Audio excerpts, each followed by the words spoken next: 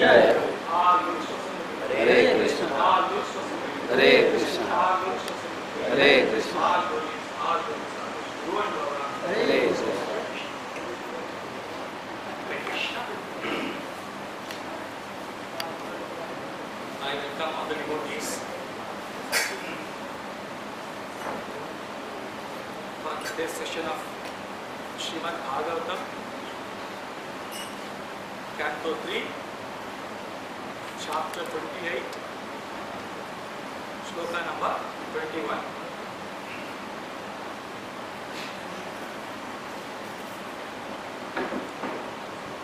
I request all the devotees, before we start Bhagavatam, focus on Lord Vasudeva so that we can understand what he intended to say us. Om Namo Bhagavate Vasudevaya. Om Namo Bhagavate Vasudevaya.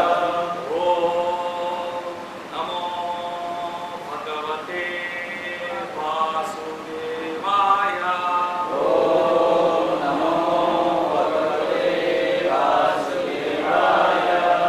Om Namo Bhagavate Vasudevaya. Om Namo Bhagavate Vasudevaya. Narayanam namaskritya Naram chaiva narottamam Devim Saraswati Vyasam Tato Jayamudiraye Astaprayeshu abhadreshu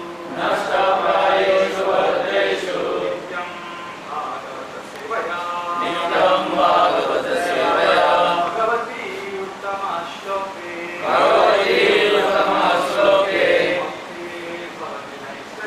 Bhakti Bhavati Naistaki Krishnaya Vasudevaya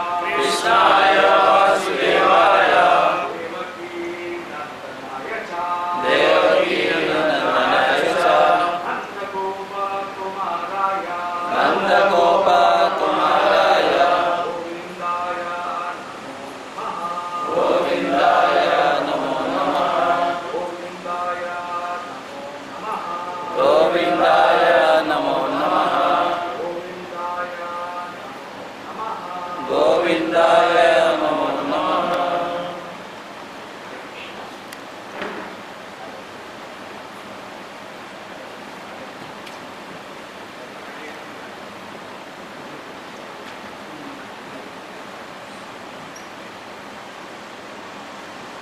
Repeat the sloka. Repeat after me. Sancintaye Bhagavatas Charanarvindam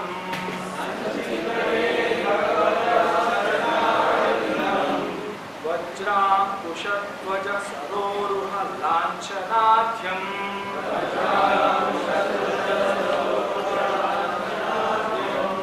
Uttunga Rakta Vilasan Nakachakravala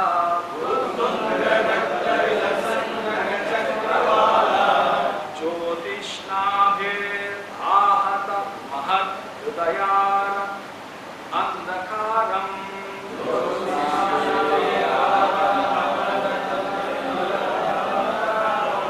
Jyotishnabhir ahata mahad hridayandhakaram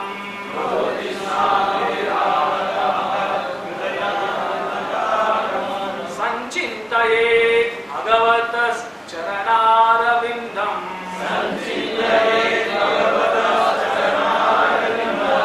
Vajrakusha Dvaja Saroruha Lanchanadhyam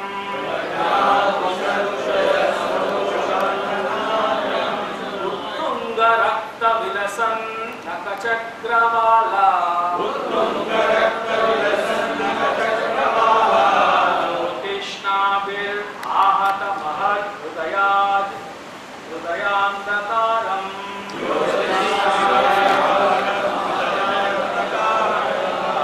Sancintaye Bhagavatas संचिन्तये भगवतः चरणारविन्दं वज्राङ्कुशध्वजसरोरुहलाञ्छनाढ्यं उत्तुङ्गरक्तविलसन् नखचक्रवाला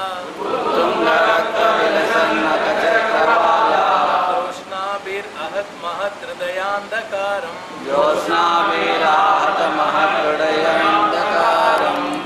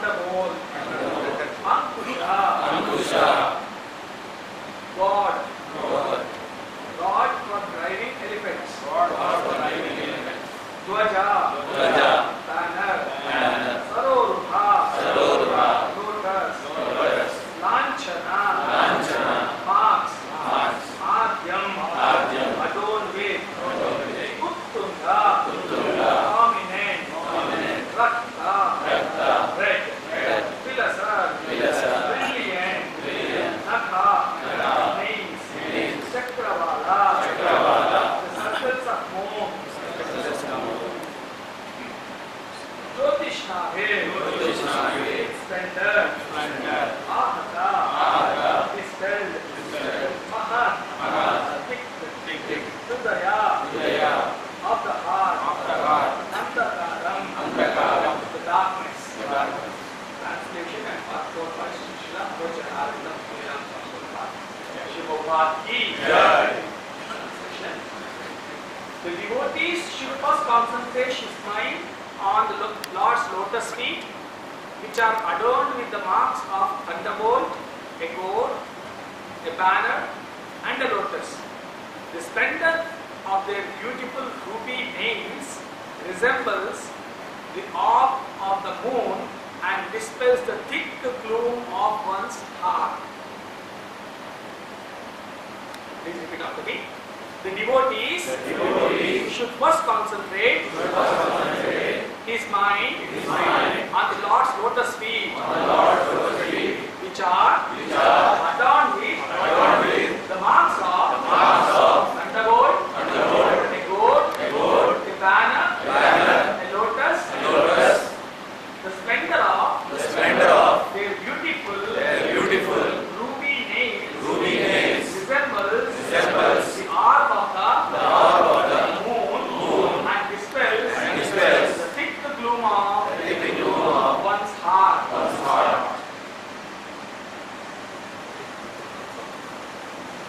The Mayavadi says that because one is unable to fix his mind on the impersonal existence of the absolute truth, one can imagine any form as he likes and fix his mind on that imaginary form.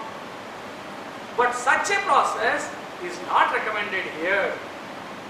Imagination is always imagination and results only in further imagination.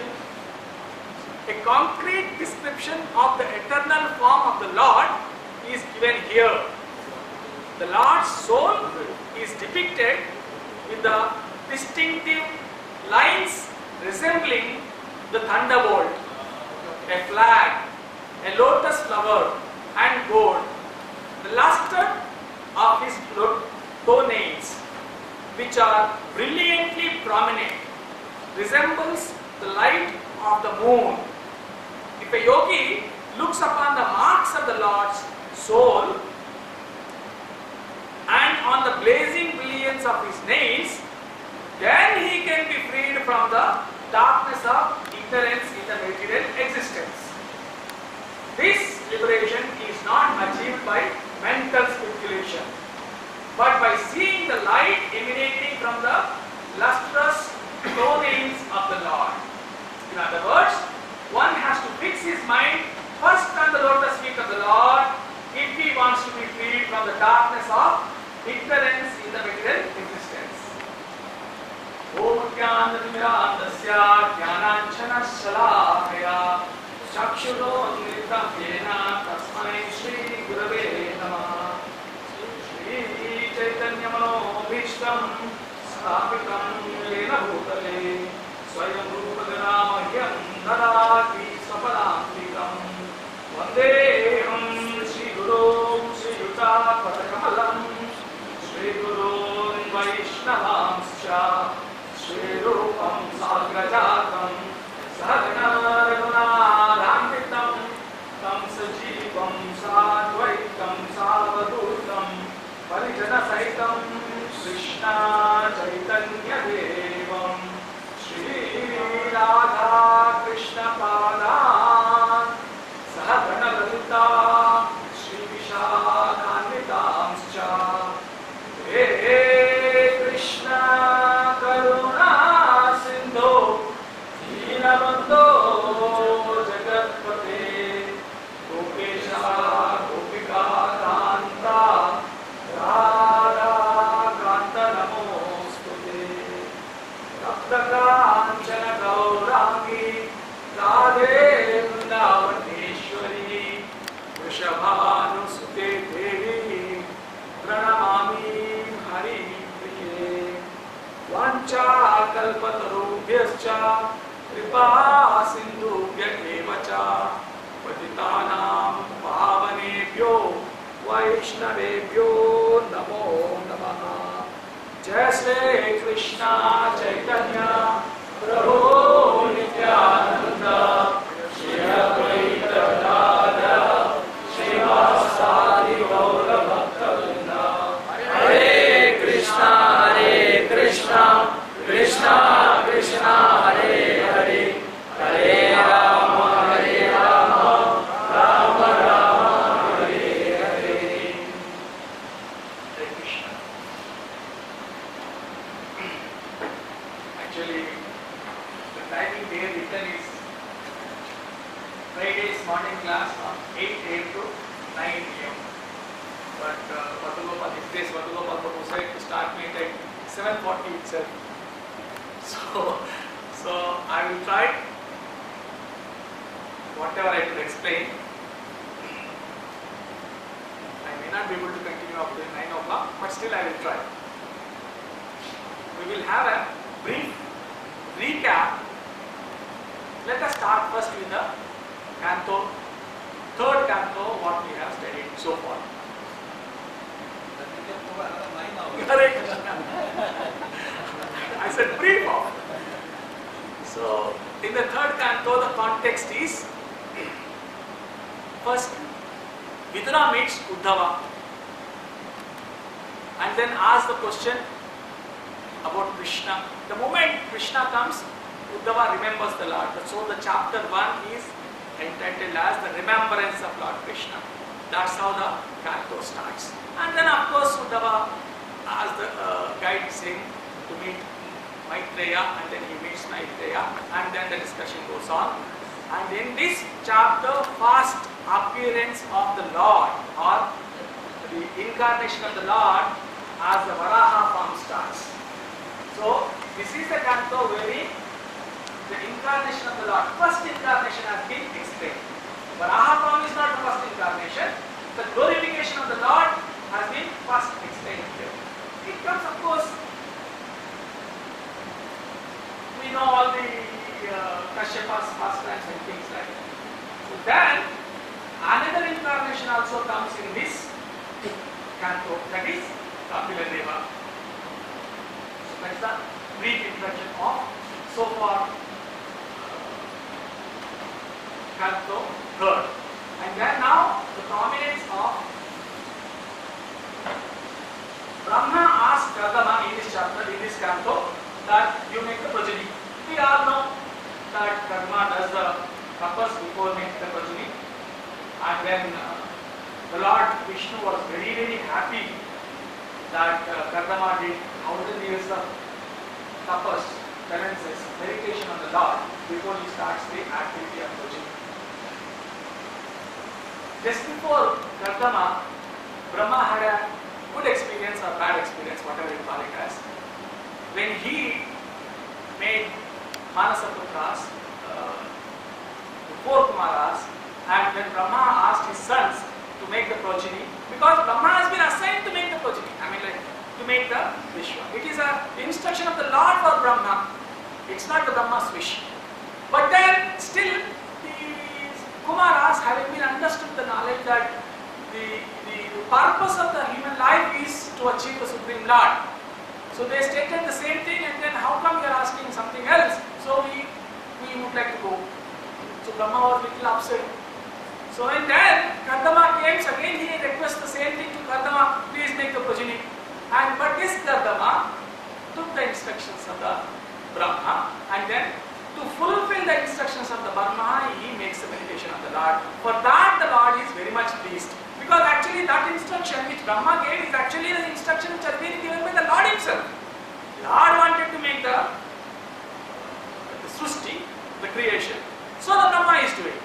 So the Lord was very much pleased that the obedient son is trying to follow the Lord's, the father's instructions.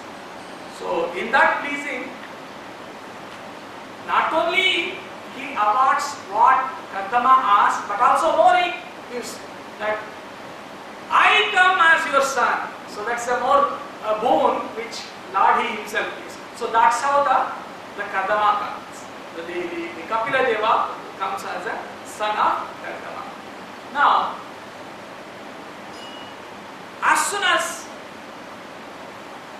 Before that progeny is over with the girl child, and then when as soon as the Kardama comes, the Kapila Deva comes, Kardama wanted to leave and go for the tapas.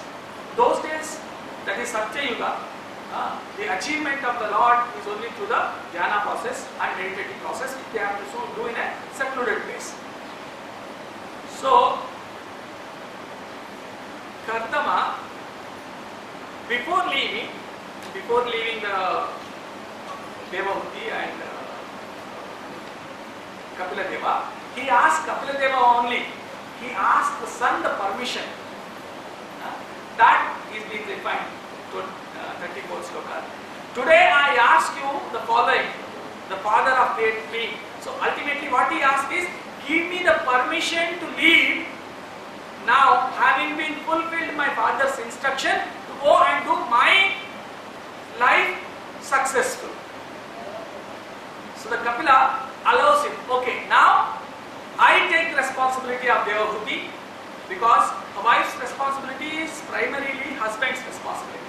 But once the husband makes the child to a knowledgeable level, then the responsibility of a mother shifts from the husband to the son. So Kapila Deva says, okay, now you leave, I will take care of Mother Devahuti. So with that permission, Kardama leaves. Then now Kapila Deva and Devahuti were there in the ashram. Kapila Deva knows that he has to deliver her mother before he goes for his meditation. So he was relaxedly sitting in the hermitage. Having been seen Kapila Deva sitting relaxedly, I have taken only 2 questions of Devahuti which are very, very relevant for ISKCON, for our movement. Basically, of course, all the questions of Devahuti and all the answers of the Lord Kapila are all beautiful for the human society to learn with. But I picked only 2. That is in 3rd Canto, 25th chapter, 10th sloka. She asks, see the questions, not only it is relevant for ISKCON, but they are very, very relevant for us. The way she asks, also you can feel that yes, it is very relevant for us. She asked the Kapila Deva, you engaged me in this misconception of I and mine. That is false ego. So now be pleased, my Lord, to dispel this delusion. Isn't it not relevant for us? You and me, mine, that selfishness, it's not, we developed it now in this lifetime. Right? It is being forced upon us, of course, because of the reason what we have done in the last 10 months. But now, Kapila Deva gives a nice tip how to come out of that delusion. In the sloka, I am just reading the purports only. In the 23rd sloka of the same chapter, Kapila Deva responds it. Delighted to listen the stories about me. Those who are delighted to listen the stories about me. Kapila Deva says, those who are delighted to listen the stories about me, they fix their minds upon me and chant my names without causing distress with their various penances. So the Lord says first, only for those who are delighted, if they are keen, they are interested in hearing about my pastimes. The rest he says without taking penances means susukum kartuma vedyam. The Lord says in Bhagavad Gita, right? So the devotional service, the hearing, they are doing without penances. Go virtuous, and that all try to develop a bond with the devotees who are free from all attachments, for they are the ones who compensate the harmful effects of being materially entangled. So first is Shravana, means hearing, which is relevant for us in this Kali Yuga and in ISKCON, and also the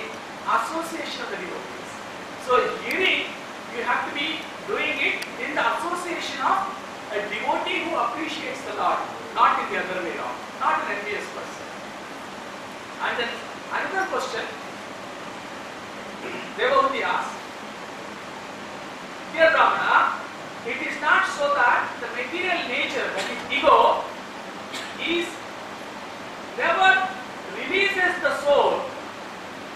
The ego never releases the soul. The two are eternally attached to each other, like aroma and the earth, or the taste and the water. How can a soul be freed from the material nature? Is it possible to eliminate the taste from the water or the aroma? So that thing is our ego. Is it not real? I mean, can we realize that? Whatever sadhana we are doing, I am not saying in that sense. Ego is there for a not real. So for this thick ego, how is it possible I can come out of it? For this also the Lord says a nice, almost similar answer. The Supreme Lord says, one will realize the freedom, that means the separation of false ego from the bodily concept, from the soul, when one with a pure mind, serious unto me and faithfully listens my stories. You see, Lord is repeatedly saying that Shravana, and repeatedly Lord himself is saying stories. Now that is the reason, whether it's a small kid or is an elderly person, he is very much interested in stories. Right? If anybody starts saying philosophy, next second everybody will be in the yoga nidra. I mean, they are meditating on the Lord. Of course, I should be saying, immediately they start meditating on the Lord. But if you start saying stories, everybody will relish it. The Lord wants that. Pleasingly, not saying. You have to be pleasingly, you have to be doing. And then, the bond in the material nature, the living entity, is day after day consumed like firewood by the fire, disappearing gradually. Now here we have to understand. What did she ask? Taste from the water. How thick is the bondage of taste to the water? That thick is our false ego's attachment to the soul. Why? Because it is not one lifetime we have accumulated that ego, that identification, that attachment. From millions of the lifetimes we have been accumulating that attachment.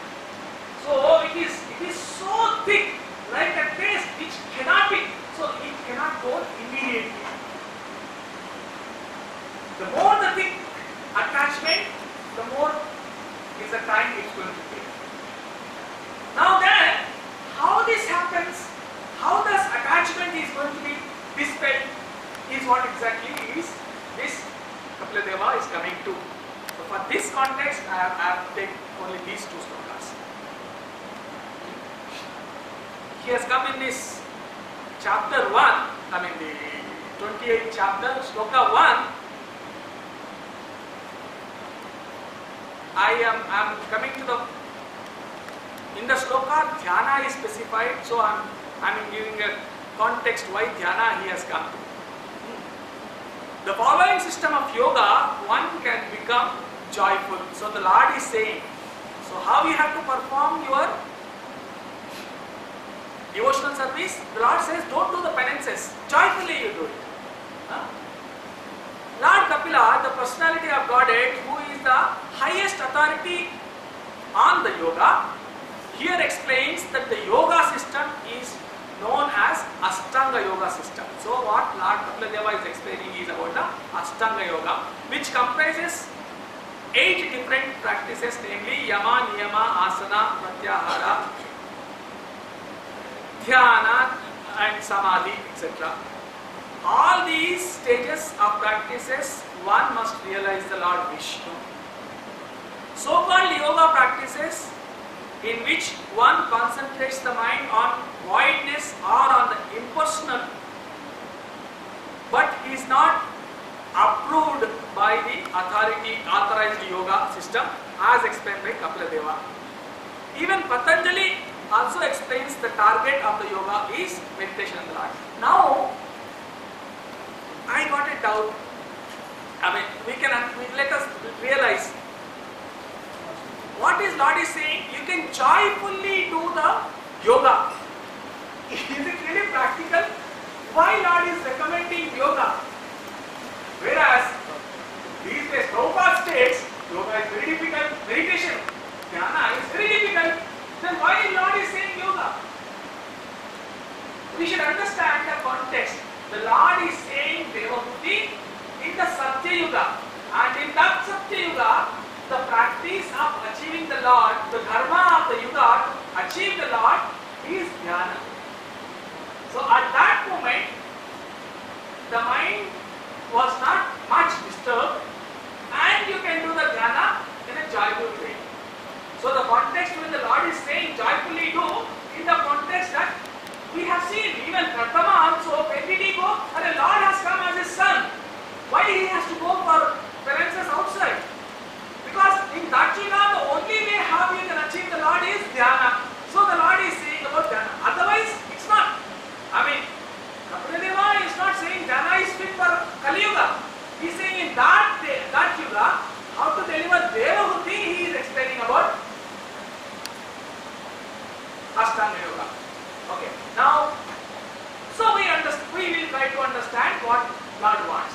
And in the last time, I believe in the meditation, okay, before going into the present sloka, we will understand the earlier sloka also. In the purport, Kapila says, in fixing his mind on the eternal abode of the Lord, the yogi should not take a collective view of all his limbs, but he should fix his mind on each individual limb of the Lord. Tasma labda padam chittam sarvavayavasthitam vilakshayatra samyayut ange bhagavato munihi. So, Bhagavan Kapila Deva used the word muni and then projected the yoga. How? Why he said that you should not be focusing on collective one? Prabhupada gives a very strong explanations for this. Categorizing what exactly is muni. He says muni means that one who is expert in mental concoction or in thinking, feeling and willing. Is it clear? Muni is a person of mental concoction. That is the reason we can think that why so many. Vyasadeva knows Bhagavatam and how to achieve the Lord, but then still why so many Gnostic or what you call so many philosophies about the Lord has come? We can understand with these statements of Prabhupada. First he said, a muni is an expert in mental concoction. And those who concoct on the form of the Lord are called munis. So the mental concoction is not only restricted for something else, but they even start concocting about the form of the Lord also. So this impersonal forms or some other forms of the Lords have come because of these munis who have concocted the Lord's forms. So it is making it very clear, anything other than the personal form of the Lord has been concocted by those great sages who are called munis. And Srila Prabhupada makes another statement. Munis are less intelligent as against the bhaktas. Why? Prabhupada states that in a sentence itself we can conclude. Because those who render the actual service to the Lord are called Bhakta Yogis.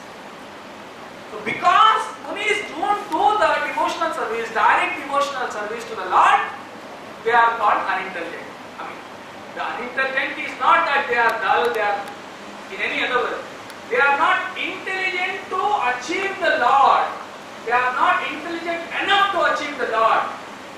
Then how it comes, we can understand Srila Prabhupada's explanation.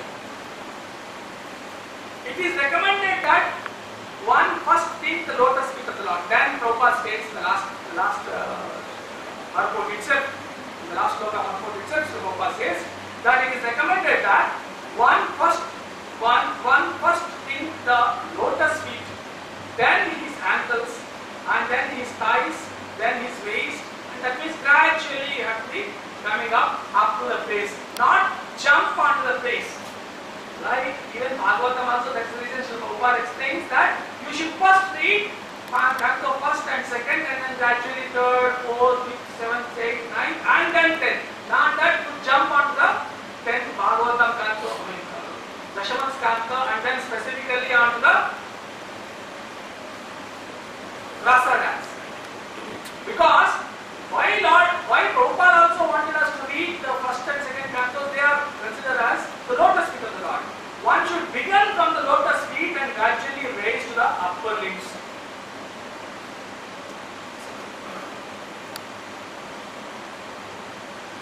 Now, we will try to understand why this unintelligent has been called.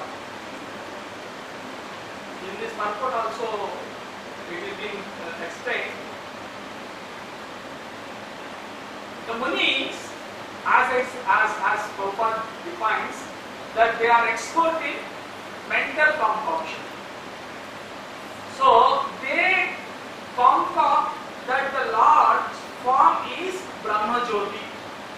So the Brahma Jyoti is the supreme truth or the supreme Brahman. So this is what their first concoction. But then in Satya Yuga, only the process how you have to make the dhyana, go to the Bhagavan, how you can achieve is the dhyana. Impersonal Brahman means it's a void. Can anybody focus on a void? They cannot focus on a void. There is nothing to focus. So how the focus can be, how dhyana can be done? So they concoct another philosophy.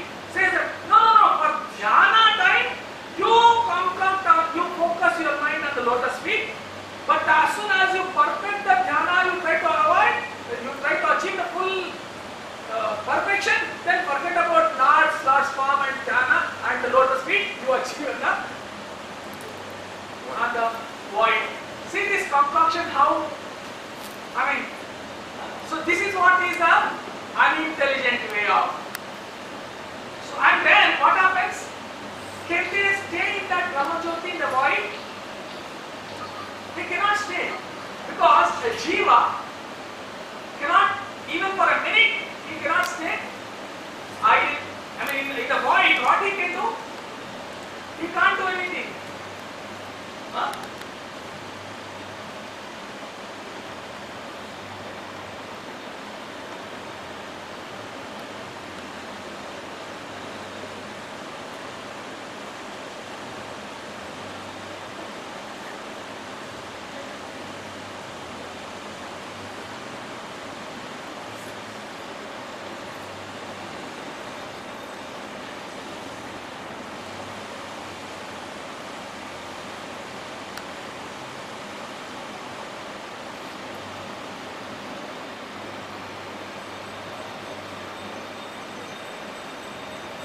In general, if a person to be happy,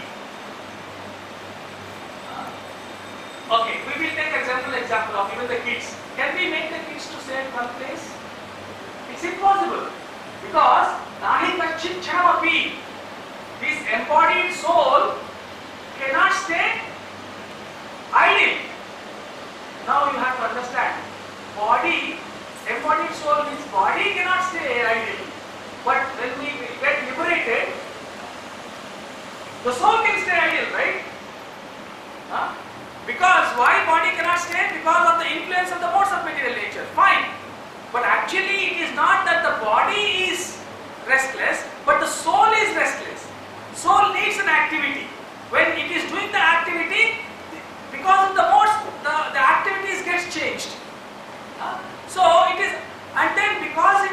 stay there in the impersonal form, it falls down again back. Means after achieving the Lord, again you are planning to come down with your concocted philosophy. So that is what is an unintelligent way of achieving the Lord. So the intelligent way of achieving the Lord is focusing on the Lord's lotus feet as the Lord's personal form. So that's how it is. It is said that yogis are unintelligent, not in any other way. Now in this sloka, Lord Kapila Deva says, the sloka was Sanchintaye Bhagavatas Charanarvindam. Sanchintaye. You focus on the Bhagavan's Charanarvindam, the Lord's lotus feet. Why you have to focus on the lotus feet, or what you have to be focused on the lotus feet?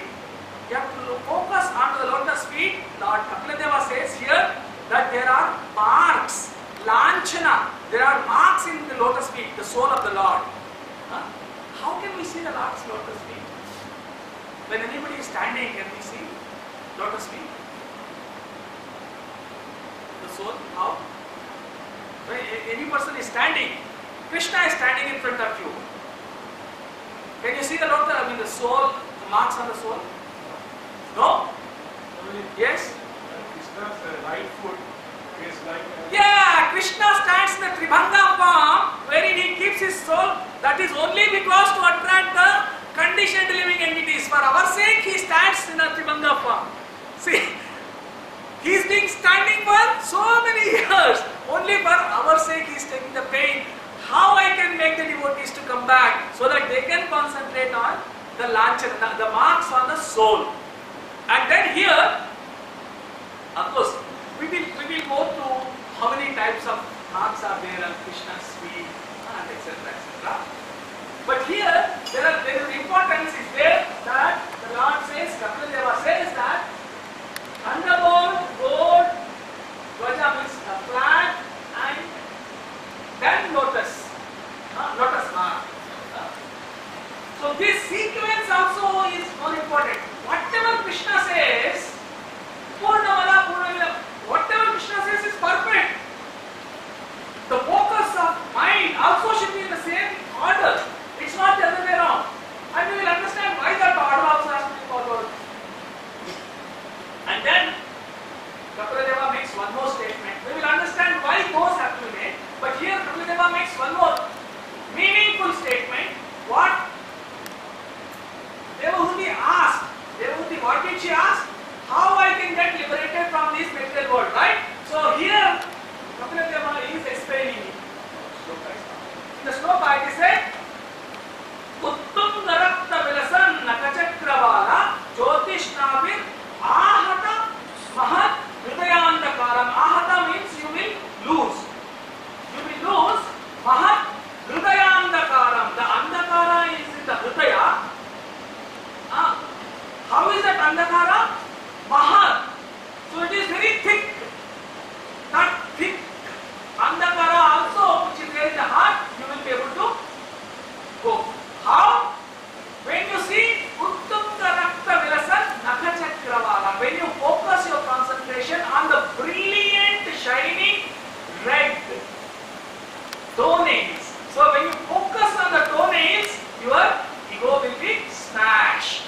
The Andakara inside the heart will be driven away from the brilliant effulgence of the last toenails.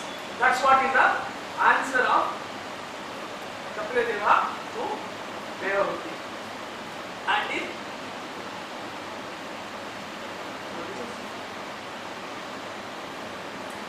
okay, here we already understood in the last sloka. Even here also the Lord says the impersonal form. Lord in the purport, the Lord says, the Prabhupada says that the Mayavadi says because one is unable to fix his mind on the impersonal existence of the absolute truth, one can imagine any form of the Lord. Can you understand how genius is this concoction? First of all, he is deriving the form of the Lord, that Lord doesn't have any form. And then secondly, his another concoction is making any form of the Lord he can take on. So all these are offenses actually. That's the reason which is said Mayavadis are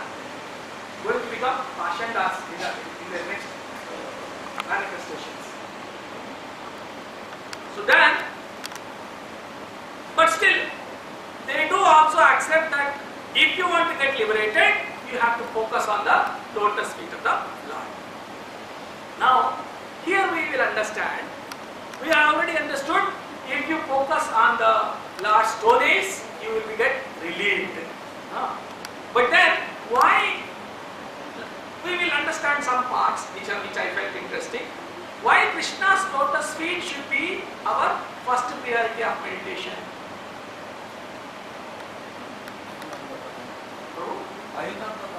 Hariva. And then we will try to understand why they are called lotus feet. What is the glory and the beauty of the lotus feet? And what all are the marks on the Lord's lotus feet? And what is the aim of these focusing on those marks? We will quickly go through. Now the reasons why we have to focus on the lotus feet of the Lord. I am picking the statements of Prabhupada. It's not concocted one. It is straight Prabhupada has specified. In Bhagavatam, 4th Canto, Prabhupada stated that when a devotee wants to see the transcendental form of the Lord, he begins his meditation on the Lord's body by first looking at the lotus feet. One should begin to see the Lord from his lotus feet, gradually raising to thighs, waist, chest and face. One should not try to look the face of the Lord without being accustomed to seeing the lotus feet of the Lord. What does exactly mean by seeing the lotus feet of the Lord? Accustomed to seeing lotus feet. Why that word accustomed is used? Looking down means subduing your ego. First of all, to look the Lord, you have to subdue your ego. If you don't subdue your ego, there is a possibility that we might make offenses to the Lord. If you make offenses again, you will never be going to be liberated from the material existence. By this constitutional position means subdued way, looking down and giving importance for the lotus feet of the Lord. Lord Shiva is always the great and auspicious. Shiva is a great person, right? Very, very auspicious person and great soul. Because why is so? He is great. Vaishnava. Srila Prabhupada states, you can call only one person as a Mahatma when only he becomes a devotee of the Lord. Right? So he is Vaishnavanam Yathashambho. He is a most exalted Vaishnava. So he is great. And then his greatness has increased more. Not only because he is the Lord's greatest devotee, increased more. Why he says it? That he is accepted the Ganga on his head. Now, what is the glory of having the Ganga on the head? Because the Ganga has washed the lotus feet of the Lord, so the Lord's that water which has washed the Lord's lotus feet, you are keeping it on head, so that purified you more, so you became more pure. So the Lord Shiva's identity has been elevated. Not only that he is a devotee, but also because he kept the water which has been washed the Lord's lotus feet. And then Sri Prabhupada states why the Lord's feet are called lotus feet. In Srimad Bhagavatam, 1st Canto, it says that the spiritual planet, Goloka Vrindavana, the eternal abode of the Lord Krishna, is shaped like the whirl of the lotus flower. Even when the Lord descends to any one of the mundane planets, he does not so by manifesting his own abode as it is. He does so. He does so by manifesting his own abode as it is. Thus, his feet remains always in the same big bowl of the lotus flower. And his feet are also so beautiful as lotus flower. Therefore, it is said that the Lord Krishna has a lotus feet. So, the understanding of it is because the same lotus along with the manifest of the Goloka. And what is the glory? The glory of the lotus feet is one has to take the shelter of the lotus feet of the Lord, need not cross the Because for he has already crossed by the virtue of his position at the Lord's lotus feet. So the Lord's lotus feet is always, what did he say? It is always in the spiritual planet. The same spiritual planet is coming wherever he goes, even in the middle plane also. If the devotee focuses on the lotus feet of the Lord, that means what? He is already on the spiritual planet. So he has already crossed. So just by concentrating our mind or meditating on the lotus feet itself, we get liberated. That's the reason we say when we do devotional service, we are automatically in the platform of liberated stage. As long as we are focusing on the Lord Krishna. By doing the devotional service also, sometimes our mind picks down away from Krishna, then we are not in that liberated state. And then another glory is by hearing and chanting the glories of the Lord or the Lord's devotee, one can become firmly fixed in the service of the Lord's lotus feet. So how we can firmly get fixed? Not only by the service of the Lord, but by the service to the Lord's devotees. Even the Lord Krishna, the glory of lotus feet is, even the Lord Krishna likes to lick his toes and taste the nectar from the toes. Like why he came as a Chaitanya Mahaprabhu? He wanted to taste what is the taste of a devotee. So that way even Krishna also wanted to taste what is my taste in the lotus feet. So he comes as a Vatapat Prashad, right? So he keeps the toe. And now here we have some marks. This is the Lord Krishna's lotus feet and lotus hand. We have almost 19 symbols, lanchanas are there on the lotus feet. Many are there, I don't read it out because we don't have much of a time, I will just cut short. So we have 19 symbols are there on the Lord's lotus feet, various symbols are there, and then we have 33 symbols are there on the Krishna's hands. And then we have 19 symbols are there in Srimad Radharani's feet. And then 35 symbols are there in the Radharani's hand. So I understand now many of the devotees will think then how many symbols will be there in Chaitanya Mahaprabhu's hand, right? Mathematical calculation. Chaitanya Mahaprabhu's lotus feet has got 32 symbols. Actually, Krishna has got 19 and Srimati Radharani has got 19. So 19 plus 19 is 38. Then how come 32? Because 6 are common symbols. So altogether it is only 32 different symbols in Chaitanya Mahaprabhu's feet. Similarly, Chaitanya Mahaprabhu's hand also. Now how much is that? 33 plus 35. So totally it is almost around 67. But 24 common symbols are there. So Bhagavatam has got 44 symbols in the hand. So these are the, it's only for information. Okay. And now we will understand. Similarly, like Nityananda Prabhu also has got 24 lotus feet, and then his lotus hands also he has got 28 symbols. Different symbols are there. And now Advaita Acharya is Krishna or Mahavishnu in the mode of Sadashiva, right? So in the lotus feet he has got all Chanku Chakra. In the hand he has got Dhamaruta. So it shows that he is the mood of Shiva. So that is in general mode. And I will quickly go through what the advantages of the marks.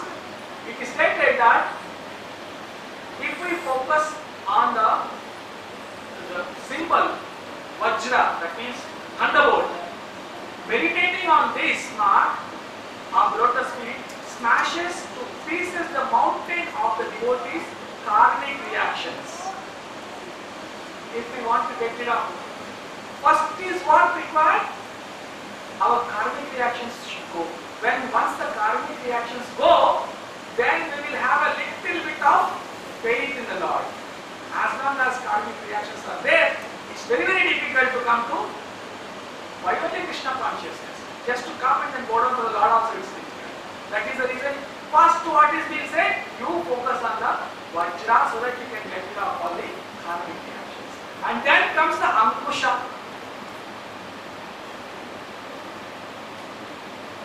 Ankusha is karmic reactions are Sanchit karmic reactions. That is, all past janmas reactions have gone. Then comes the present janmas mind is there which is going to make. So you focus on the Ankusha which controls your present mind. Have the sequence. Now, when you concentrate on, when you lose all your earlier sins and then you try to control your mind, then Brahma Bhuta Prasannatma. When as soon as you make, then you will be successful. Dvaja means what? The flag means what? Victory flag. So you will be successful in trying to achieve to the lotus feet of the Lord. Still you are at the lotus feet of the Lord. Okay? Then you will be successful in trying to achieve the lotus feet of the Lord. Then, now you come, means after eliminating your Sanchit karma and your mind control, then you focus on to Saroha, that is lotus.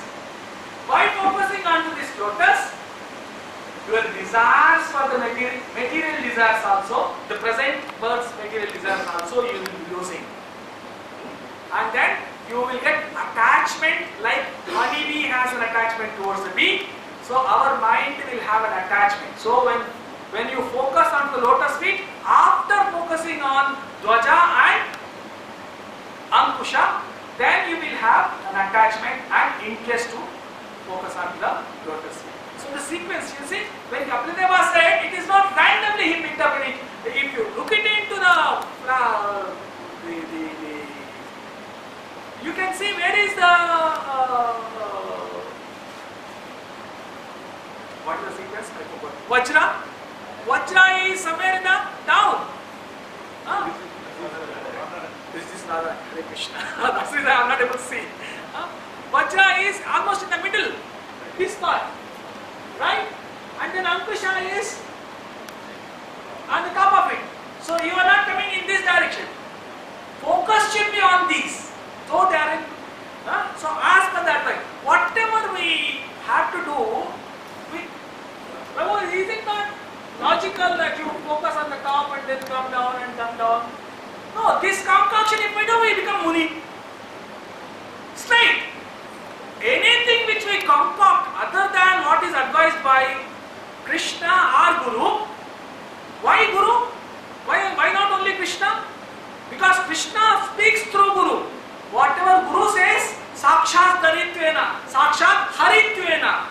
So the same Hari speaks through the mouth of Guru. So whatever Guru says, whatever Shastra says, whatever Krishna says, blindly follow. Don't try to concoct. Whatever you try to concoct, you become unsuccessful.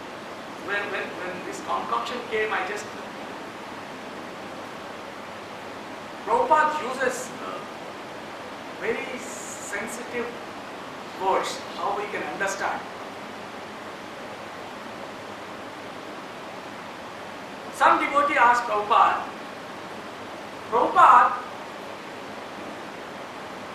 you always say that bona fide books have to be read, knowledge we have to be getting it. What about the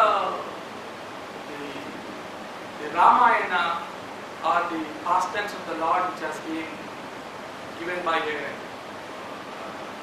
famous personality who has written in Hindi and it is well accepted.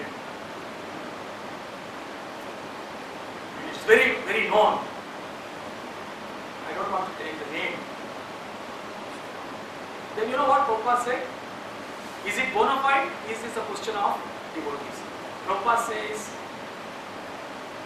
or do you recommend? Prabhupada says, I don't know whether the book is bona fide or not.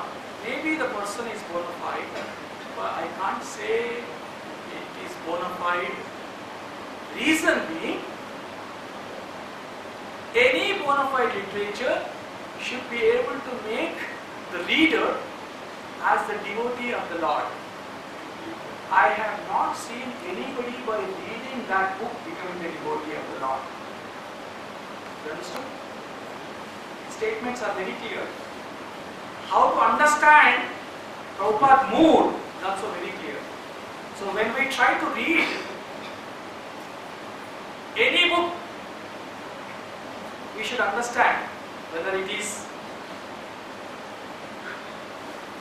I leave it at that time. So concoction is very dangerous, and we trying to understand the concocted one is again further dangerous for our benefit. Now we go. Now, then we discussed already about the blazing nails. What is the necessity that Kapila Deva said about focusing on the nails also? After you getting attached to the lotus feet of the Lord, by looking at the lotus, after going through Vajra and Ankusha, you are like a honey bee attached to the honey, you are already attached to the lotus feet. You got that attachment, but still, why you have to focus on the nail? He said only to satisfy his mother. That mother asked, how I can get liberated? So though the Lord gave the higher benefit, what is more benefit than getting attachment to the Lord's lotus feet? But still to satisfy. This is what we have to see. When the Lord wanted to give, there is no limit. He will not only satisfy but also He gives much more than what we recommend, what we can imagine, which will be more useful for me. So better when we go for the Lord, don't pray. Leave it to Him, so that when He gives, it will be much more than what we can expect to ask. Hare Krishna. So it's 9 o'clock, so let me conclude. I have not gone through because that particular sloka, that slide again goes for that we take next. So the take home today was having an understanding of who the Muni is and the object of meditation.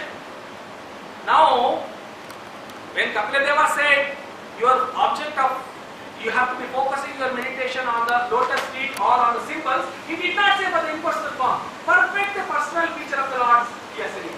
So the object of meditation, where the meditation should start first and where it should proceed like, and why the Lord's lotus feet. There are so many other points, nice points that Prabhupada discussed about it. How we can get the Lord's lotus feet also. One small statement I will conclude. As such there is a detailed thing is there. The only way how we can come to a attachment to the Lord's lotus feet is, Prabhupada says, since there is no time I am not able to explain it, but the statement I will do. Only way how we can get the attachment to the lotus feet of the Lord is only when we serve the seniors who have realized, the pure devotees who realize the Lord's lotus feet. We don't have any concept of the Lord's lotus feet. But when we serve them, then there let's see we can get the Lord's lotus feet. Hare Krishna. With this I will conclude. Shri Srimad Bhagavatam ki jai. Shri Prabhupada ki jai. All Guru Saprati. All Guru Saprati. Hare Krishna. All Guru Saprati. Hare Krishna. All Guru Saprati. Guru and Prabhupada. Hare Krishna.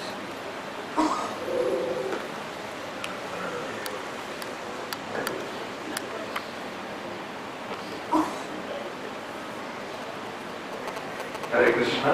They chant one time Hare Krishna Mahamantra for His grace, Gopijana Prabhu for being your Hare Krishna, Hare Krishna, Krishna Krishna, Hare Hare, Hare Rama, Rama Rama, Hare Hare. So we thank all devotees for participating in today's Srimad Bhagavatam class. There is a Parashara Rath Yatra which is coming on 18th of August. Devotees who are on vacation during that time, please attend and take the benefit. And also, we request devotees to contribute for this Rath Yatra. You can contact His Grace Krishna Bhajan Das Prabhuji. On 6th Monday, it's incorporation of ISKCON in New York. It's a festival day for us. So on that day there is a regional class also, Tamil class. Tamil class will be up to 8:30. After that there will be a class and presentation on ISKCON 7 purposes. And today evening Boga is sponsored by Jai Balaji Prabhuji and Padmavati Balaji Mataji on their wedding anniversary. And today morning Boga is sponsored by Mohan Prabhuji and Bhakta Devesh. Bhakta Devesh, son of His Grace Karneshwar Keshavdas Prabhuji, is on his 12th birthday. He is appreciating all the devotees. Please move to the other hall for the Narasimha prayer. We'll chant one time Hare Krishna Mahamantra for all our sponsors. Hare Krishna, Hare Krishna, Krishna Krishna, Hare Hare, Hare Rama, Rama Rama, Hare Hare. So Eid holidays are coming and we are planning for special classes. So keep this information in advance so that we